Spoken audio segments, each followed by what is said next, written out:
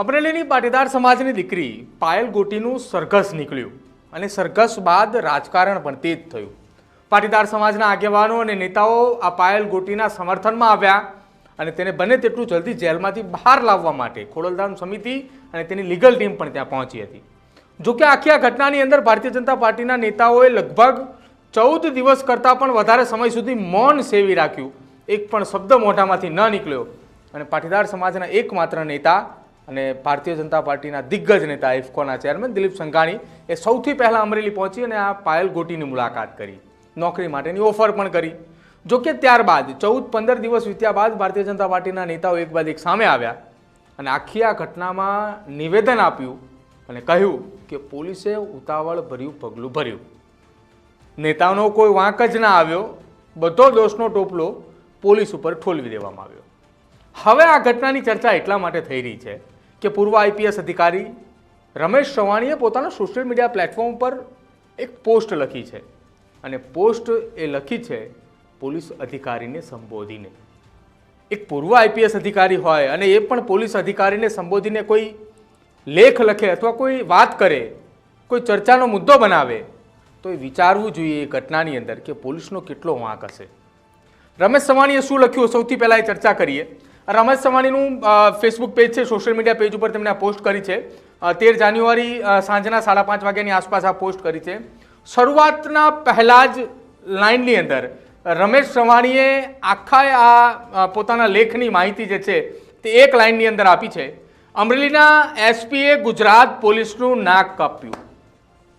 આ વાત એટલા માટે લખી છે કે અમરેલીના એસપી સંજય ખરાત કે જેઓ એક આઈપીએસ અધિકારી છે, ગાંધીનગરની અંદર સીઆઈડી ક્રાઇમની અંદર તેઓ ફરજ બજાવી ચૂક્યા છે।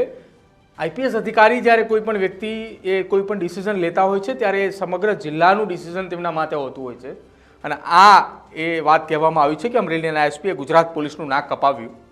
હવે નાક કપાવવાની વાત એટલા માટે અહીંયા ચાલી રહી છે કે ધારાસભ્ય કૌશિક વેકરિયાની હપ્તાખોરી અંગેનો પત્ર ટાઈપ કરનાર કર્મચારીઓ પાયલની 29 ડિસેમ્બર 2024ના રોજ અમરેલી પોલીસે રાત્રે અટક કરી રોડ પર સરઘસ કાઢતા ઉહાપો મચ્યો।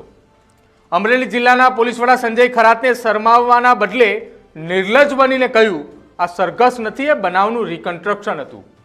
હવે સ્વાભાવિક છે કે સમગ્ર ગુજરાતના લોકો કહી રહ્યા છે કે અમરેલીની અંદર લેટરકાંડની ઘટનામાં પાટીદાર સમાજની દીકરીનું સરઘસ નીકળ્યું। ભાજપના નેતા પણ કહી રહ્યા છે, અમરેલી ભાજપના દિગ્ગજ નેતા પરસોત્તમ રૂપાલા કહ્યા છે કે અમે પોલીસે ઉતાવળ કરી છે। વિજય રૂપાણી પણ બોલી ગયા કે પોલીસે ઉતાવળ કરી છે, પરંતુ અમરેલી પોલીસ માનતા ન હતા। જોકે હવે સિનિયર પૂર્વ આઈપીએસ અધિકારી રમેશ સવાણી કહી રહ્યા છે કે આખી આ ઘટનાની અંદર અમરેલી એસપીએ ગુજરાત પોલીસનું નાક કપાવ્યું। હવે વધુમાં રમેશ સવાણીએ લખ્યું છે કે ગુનામાં સંડોવણી ન હોવા છતાં, ગુનાનો ઈરાદો ન હોવા છતાં મધરાતે પાયલ ગોટીની અટકાયત કરી હતી તે મુદ્દો ચર્ચાસ્પદ બન્યો છે। હવે 15 દિવસ પછી એટલે કે 12 જાન્યુઆરી રમેશ સવાણીની આ પોસ્ટ 13 જાન્યુઆરીની છે।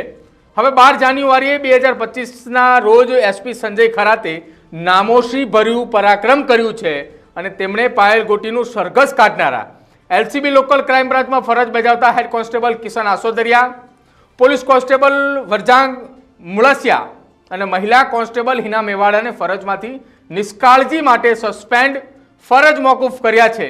શું આ 3 નાના પોલીસ કર્મચારીઓની અમરેલી જિલ્લો એ ચાલતો હતો, ચલાવતા હશે એટલી એમની જવાબદારી થઈ હશે? અને આખી ઘટનાની અંદર એક કહેવત અહીંયા લખી છે કે પાડાના વાંખે પખાલીને ડામ।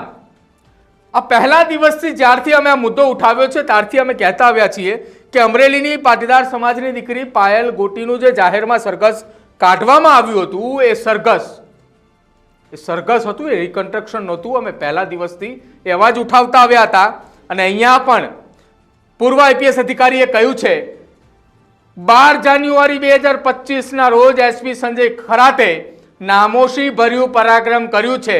જ્યારે તમે જે ડિપાર્ટમેન્ટમાં નોકરી કરો છો, સરકાર તમને જેનો પગાર આપે છે, તમારા જ સાથી મિત્રો એ ભલે ભૂતપૂર્વ આઈપીએસ અધિકારી હોય, પરંતુ જ્યારે તમારી ઉપર સવાલ ઉપસ્થિત કરે ને ત્યારે તમારે એકવાર વિચારવું જોઈએ કે મારા ઉપર શું વીતી છે। હવે વધુમાં આગળ રમેશ સવાણીએ લખ્યું છે, સવાલ એ થાય છે કે એસપીના મતે પાયલ ગોટીનું સરઘસ ન હતું પણ બનાવનું રિકન્સ્ટ્રક્શન હતું। તો આ 3 પોલીસ કર્મચારીઓને 15 દિવસ બાદ સસ્પેન્ડ શા માટે? વાત તો અહીંયા મુદ્દાની છે. તમે પહેલા દિવસથી એમ કહો છો કે આ સરઘસ નહોતું, આ રિકન્સ્ટ્રક્શન હતું. ભાજપના નેતાઓ પણ કહેતા હતા આ સરઘસ નહોતું, આ રિકન્સ્ટ્રક્શન હતું. તો હવે સસ્પેન્ડ કેમ કર્યા? સસ્પેન્ડ કર્યા છે તો એવા લોકોને કેમ કર્યા કે જેને તમે આદેશ આપ્યો? આદેશ આપનારાઓને કેમ સસ્પેન્ડ નથી કર્યા? ત્યારબાદ વધુમાં વાત છે કે જો આ સસ્પેન્શન ઉચિત હોય તો એસપી સંજય ખરાતે રિકન્સ્ટ્રક્શન હતું તેમ કહીને ગુજરાતના લોકોને, ઉપરી અધિકારીઓને, ગૃહમંત્રીને, મુખ્યમંત્રીને મૂર્ખ બનાવ્યા હતા. જુઓ સાહેબ, એ પૂર્વ આઈપીએસ અધિકારી છે. એ જ્યારે પોતાનું કોઈ પણ નિવેદન લખતા હોય અથવા કોઈ પણ એ પોસ્ટ આ પ્રકારે લખતા હોય તો ત્યારે જવાબદારીપૂર્વક પોસ્ટ લખી છે. આઈપીએસ અધિકારીનો દરજ્જો એ મેળવવો એ નાની વાત તો છે નહીં. એ હૈદરાબાદની અંદર ટ્રેનિંગ સેશન ચાલતું હોય છે ત્યારે હજારોની સંખ્યામાં તે આઈપીએસ બનવા માટે જતા હોય છે, પરંતુ તેમાં પસંદગી માત્ર ને માત્ર એ 15 થી 20 લોકોની થતી હોય છે. અને 20 લોકોની જ્યારે પસંદગી થાય ત્યારે એવા વ્યક્તિત્વ કે જેમને આઈપીએસ અધિકારી તરીકે ફરજ બજાવી છે અને ફરજ બજાવ્યા બાદ જ્યારે આ પ્રકારનું નિવેદન આપે ત્યારે અત્યારના નવી જનરેશનના અધિકારીઓએ 100 વખત વિચારવું પડે કે આપણે સરકારનો હાથો બનીને કામ ન કરીએ. હવે આગળ અહીંયા લખ્યું છે કે શું પોલીસના નાના કર્મચારીઓનો જ વાંક છે? ખુદ SP Sanjay Kharate press conference કરી ત્યારે પાયલ ગોટીને હાજર રાખી. શું આ મહિલાનું ગૌરવ ભંગ ન કહેવાય? રેન્જ પોલીસ વડા શું મંજીરા ઘસતા હતા? તેઓ સુપરવિઝન માટે પગાર શા માટે લેતા હશે?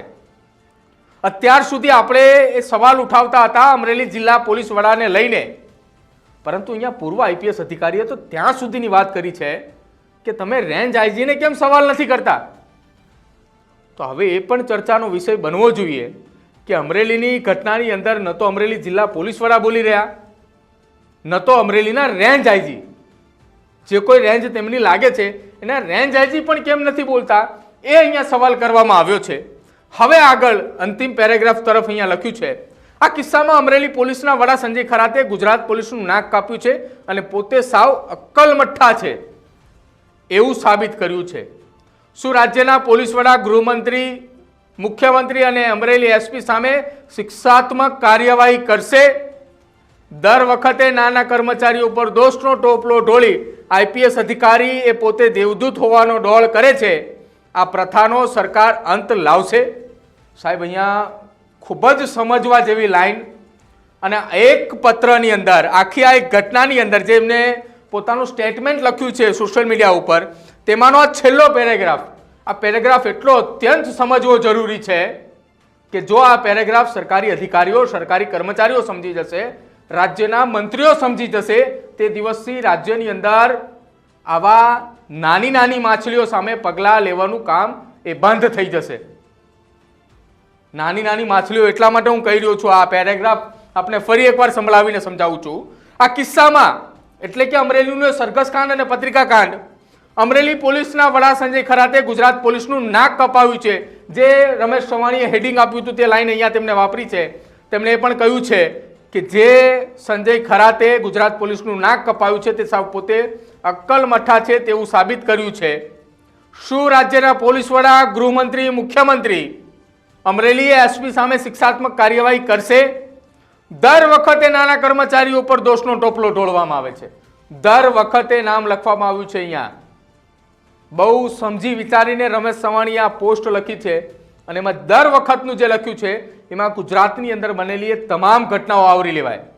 સુરતના તક્ષશિલા કાંડથી શરૂઆત થતા એ અમરેલીના પાટીદાર સમાજની દીકરીના સરઘસ કાંડ સુધી આવતા એ તમામ ઘટનાઓની વાત છે. હવે અહીંયા એ લખ્યું છે કે નાના કર્મચારીઓ ઉપર દોષનો ટોપલો ઢોળી આઈપીએસ અધિકારી પોતે દેવદૂત હોવાનો ડોળ કરે છે. આ પ્રથાનો સરકાર અંત લાવશે? ખરા અર્થની અંદર જો ગુજરાત સરકારે શિક્ષાત્મક કાર્યવાહી કરવી હોય તો અહીંયા આજે પેરેગ્રાફની અંદર અંતિમ પેરેગ્રાફમાં જે દર્શાવ્યું છે તે પ્રકારના શિક્ષાત્મક પગલાં લેવા જોઈએ, જેના કારણે કોઈ પણ અધિકારી એક વખત કામ કરતા પહેલા વિચારે. રાજકોટની અંદર ટીઆરપી ગેમ ઝોનનો આખો મામલો બન્યો હતો. તમામે મોટા અધિકારીઓ સામે કાર્યવાહી કરવામાં આવી હતી. સાહેબ અત્યારે એ જગ્યા ઉપર મ્યુનિસિપલ કમિશનર સહિતના કોઈપણ નેતાઓ કોઈપણ કર્મચારીઓ ત્યાં નોકરી કરવા માટે તૈયાર નથી. આ જ પ્રકારની પરિસ્થિતિનું ક્યાંક નિર્માણ એ સમગ્ર ગુજરાતના આઈપીએસ અધિકારીમાં થઈ જાય છે. તો એટલું યાદ રાખવું જરૂરી છે કે એક વખત જો શિક્ષાત્મક પગલાં લેવામાં આવે તો ક્યાંય આ પ્રકારની ગુજરાતમાં ઘટના ન બને. રમેશ સવાણીના નિવેદનને આપ કઈ રીતે જોઈ રહ્યા છો, તેમના સ્ટેટમેન્ટને આપ કઈ રીતે જોઈ રહ્યા છો, અથવા તેમના સ્ટેટમેન્ટને લઈને આપનું શું માનવું છે તે ખાસ અમારા કમેન્ટ સેક્શનની અંદર જણાવજો. જોતા રહેજો ન્યૂઝરૂમ. નમસ્કાર.